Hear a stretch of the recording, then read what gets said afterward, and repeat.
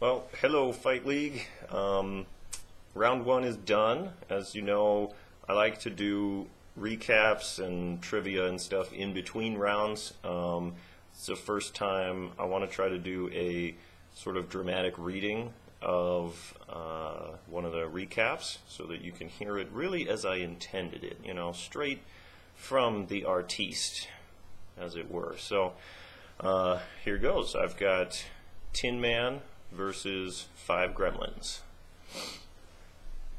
After a long day of chopping wood, the Tin Man decides to return home.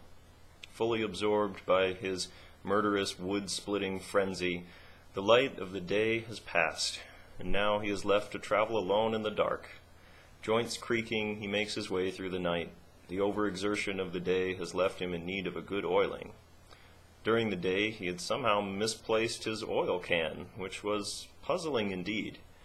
Coming to a junction, he stops to examine the sign which reads, "Haunted Forest, I'd turn back," which is totally crossed out, and painted over with "left, if I were you." Tin Man pauses.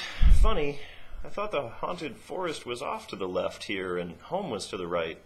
But the sign says, "Go left." Gosh, I'm so tired. I'm probably just turned around in the dark. I'm sure the sign is correct. And so the Tin Man lumbered forward into the night. As he took his first plodding steps down the path to the left, he could have sworn he heard some creepy reptilian cackling from the shadows. But then again, it may have just been his own creaking body. This continued for some time. The Tin Man lurching through the dark woods, hearing more and more clearly some sinister laughter from just beyond the reaches of the moonlight. So distracting were the sounds that the Tin Man was very nearly exhausted before he realized he must be on the wrong path, and decided to turn around. Quickly, too quickly, he did an about-face, and his left knee seized up completely. Squealing peals of laughter crescendoed from the forest around him, and fear rushed through the Tin Man, filling his hollow insides. Pleading, banging on his locked-up knee in an attempt to free it, he cursed his rotten luck. How did I lose my oil can and get lost, all alone, in the haunted forest in the same day? But the Tin Man was not all alone in the haunted forest. Creatures, 2, 4, 5 of them, piled out of the shadows and assembled in front of him. They were disgusting teddy bear reptile things, the likes of which even the Wicked Witch wouldn't create. Offensive as they were, they had his missing oil can. "Please, please help me. I need oil for my knee so I can get out of this place. Can you squeeze oil right here?" he asked, pointing at his bound-up left knee. The creatures laughed cruelly and exchanged high fives at this news, but then appeared to be willing to help. Together, 2 of them clumsily brought the oil can over, but they misunderstood and sprayed down his right knee instead of the left one.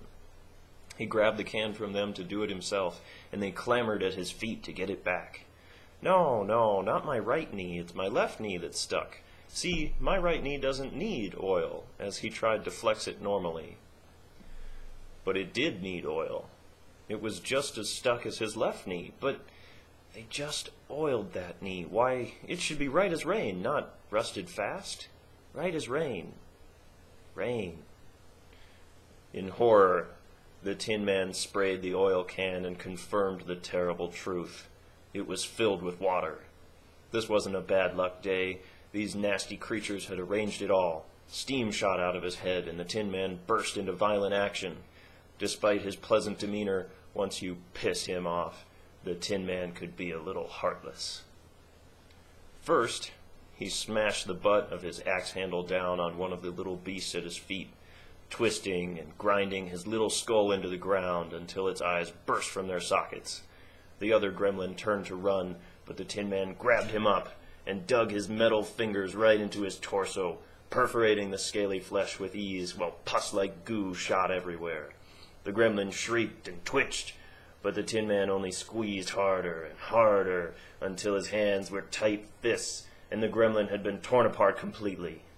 The other 3 brutes were 3 feet away, laughing at the fate of their friends, but the metal woodsman didn't pause a beat. Raising the axe high, he brought down a tremendous blow that obliterated a third gremlin into little more than a messy stain on the forest floor. He had overextended, though, and his locked knees couldn't compensate correctly. Like so many trees he had felled, the Tin Man inexorably crashed to the ground on his stomach. The final two gremlins pounced immediately, one dragging the axe away, and the other dragging the oil can closer. They took the entire night, savoring their demonic work. The remaining gremlins left the Tin Man's jaw to be sealed last, so they could enjoy his unanswered cries for help while they pried apart his rivets and doused him in water bit by bit. As the life faded from the Tin Man's eyes, he witnessed one final horror. The creatures were spraying themselves with water and began to multiply. 6, 8, 10 of them. The next poor bastard who ran their way would have 10 of them to deal with. Gremlins win. Tin Man loses. Sorry, Aaron. Yep. Every time the gremlins win, they double in number. So next round, there will be 10 of them to face. And I hope you enjoyed the fight recap.